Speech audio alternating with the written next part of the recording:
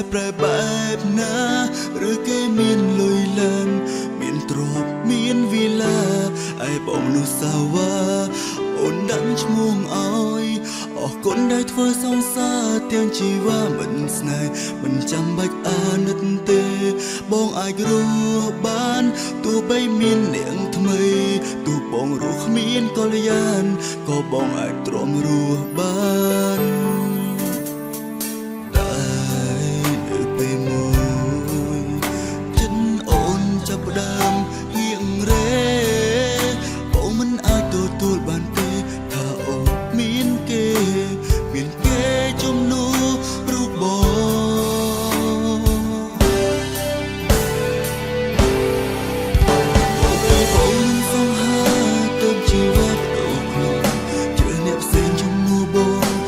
ប្រែបែបណា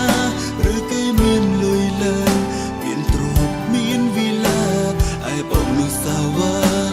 អូនដាក់ឈ្មោះឲ្យអរគុណដែលធ្វើសង្សារទាំងជីវ៉ាមិនស្នេហ៍មិនចាំបាច់អាណិតទេបងអាចរស់បានទោះបីមាននាងថ្មីទោះបងរស់គ្មានកល្យានក៏បងអាចទ្រាំរស់បានដូចឈ្មោះមនុស្សសាវ៉ា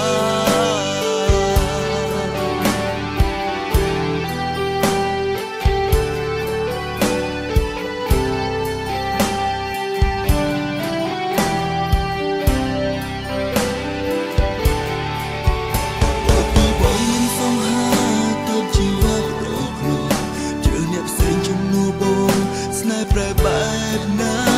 ឬគេមានលុយឡានមានទ្រព្យមានវីឡាឯបងនោះសាវ៉ា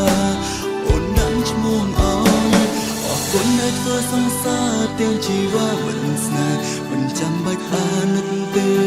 បងអាចរស់បានទោះបីមាន